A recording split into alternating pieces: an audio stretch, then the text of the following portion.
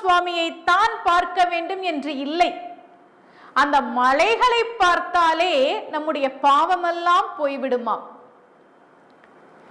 குன்று சுமந்து குளிர்மழை காத்தவன், அன்று ஞாலம் அளந்த பிரான் பரன், சென்று சேர் திருவேங்கட மாமலை, ஒன்றுமே தொழ நம் வினை ஓயுமே என்கிறார் ஆழ்வார்.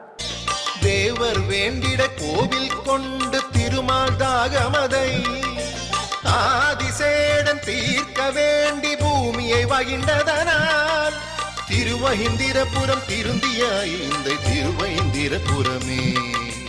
வையத்து வாழ்வீர்கள் நாமும் நம்பாவைக்கு செய்யும் கிரிசைகள் கேளீரோ.